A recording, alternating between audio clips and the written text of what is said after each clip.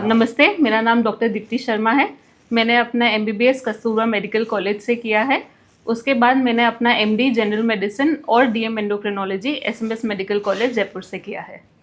Ma'am, मेरा पहला सवाल है, एंडोक्रिनोलॉजी या हार्मोन रोग विशेषज्ञ क्या होते हैं और कौन से मरीजों को परामर्श एवं इलाज देते हैं? एंडोक्रिनोलॉजी या हार्मोन रोग विशेषज्ञ एक स्पेशलिस्ट ब्रांच है जो सारे हार्मोन रिलेटेड बीमारियों का उपचार और ट्रीटमेंट करते हैं।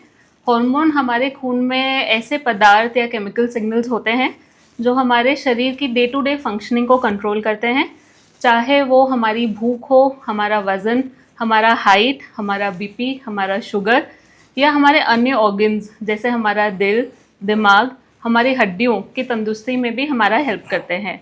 हार्मोन की कमी या बढ़ने से काफ़ी लक्षण आ सकते हैं और उसी के लिए आपको एक एंडोक्रिनोलॉजिस्ट से मिलना चाहिए।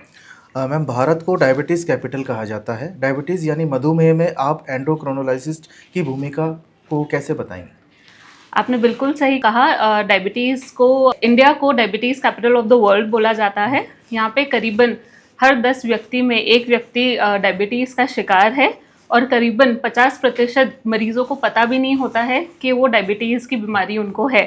डायबिटीज़ यानी हमारे खून में शुगर बढ़ना काफ़ी अलग अलग कारणों के वजह से हो सकती है।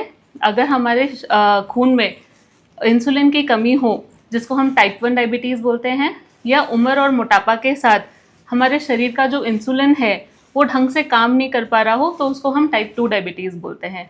इसके अलावा डायबिटीज़ बच्चों और गर्भावस्था में भी हो सकती है। लंबे समय तक अगर आपकी शुगर्स कंट्रोल नहीं है तो आपको डायबिटीज़ के कॉम्प्लिकेशंस हो सकते हैं, जिनमें आपको दिल का दौरा आ सकता है, लकवा आ सकता है, आपके गुर्दे खराब हो सकते हैं, आपकी आंखों की नस खराब हो सकती है या पैरों की नस खराब हो सकती है।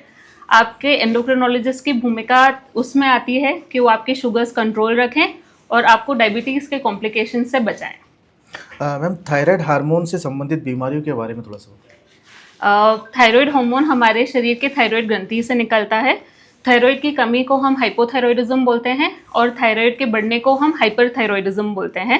अगर आपको सूजन हो रही हो, आपका वज़न कम या बढ़ रहा हो, आपको भूख कम या ज़्यादा लगती हो, आपके मासिक धर्म में कोई दिक्कत हो, बाल झड़ रहे हो, चिड़चिड़ापन या घबराहट हो, पसीना ज़्यादा आता हो, कंपन हो हाथों में, तो आपको एक थायराइड रोग स्पेशलिस्ट यानी एंडोक्रिनोलॉजिस्ट से मिलना चाहिए।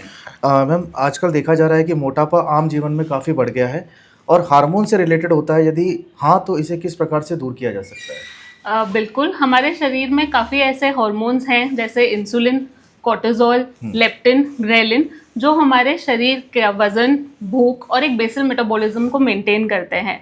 अगर इन हार्मोनल में इम्बैलेंसेस हो तो एक व्यक्ति को मोटापा हो सकता है। मोटापा के कारण भी हमारे काफ़ी अलग अलग बीमारियां हो सकती हैं, जैसे दिल का दौरा या लकवा आना। अगर आपको मोटापा है, सबसे पहले अपने हार्मोनल इम्बैलेंस की जांच करवानी चाहिए और उसके अलावा हमारे पास अभी अच्छी दवाइयां हैं जिससे हम आपका वज़न कम करने में आपका मदद कर सकें। अगर हम मेटाबॉलिक डिसऑर्डर की बात करें तो मोटापा के अलावा अगर आपको दुबलापन हो या आपका बीपी हाई या लो हो रहा हो या आपकी हड्डियों में कमज़ोरी हो या कोलेस्ट्रॉल की बीमारी हो, तो ये सब भी हार्मोन की दिक्कत की वजह से होते हैं। मैम, महिलाओं में किस तरीके से हार्मोन से संबंधित बीमारियां देखने को मिलती हैं? अगर हम महिलाओं की बात करें तो अगर आपके मुंह पे मुहासे हो या मुंह या शरीर पे अनचाहे अत्यधिक बाल हो, वजन बढ़ रहा हो और मासिक धर्म में अनियमितता हो, जिसको हम पॉलीसिस्टिक ओवेरियन सिंड्रोम बोलते हैं, तो ये सब हार्मोनल इम्बैलेंस के लक्षण हैं। अगर हम मासिक धर्म की बात करें तो हार्मोनल इम्बैलेंस के कारण वो कम या ज़्यादा भी हो सकता है। अगर मैं स्पेशली वृद्ध महिलाओं की बात करूं जिनमें मासिक धर्म बंद हो गया है, जिसको हम मेनोपॉज बोलते हैं, उसके भी जो लक्षण हैं वो हार्मोन की कमी के वजह से होते हैं। अगर एक कोई दंपति कपल में बच्चे ना लग रहे हो कोशिश करने के बावजूद, तो दोनों महिला या पुरुष में वो हार्मोन की कमी के वजह से हो सकता है। अगर हम बच्चों की बात करें मैम, तो बच्चों में हार्मोन से रिलेटेड होने वाली कॉमन बीमारियां कौन-कौन सी है और उन्हें कैसे पहचाना जाए?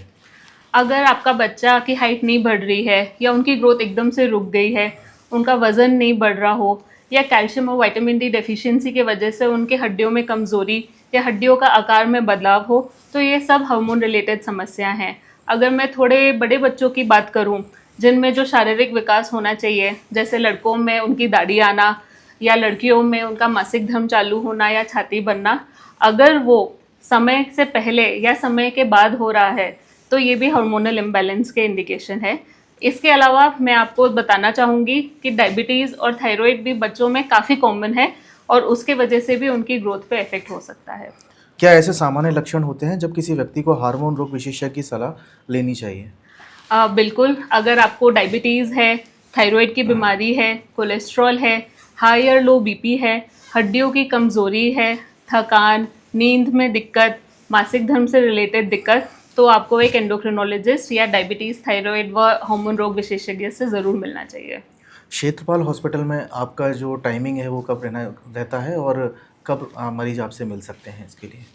इन सब समस्याओं के लिए आप मुझसे क्षेत्रपाल हॉस्पिटल में Monday to Saturday 10 to 5 PM में मिल सकते हैं।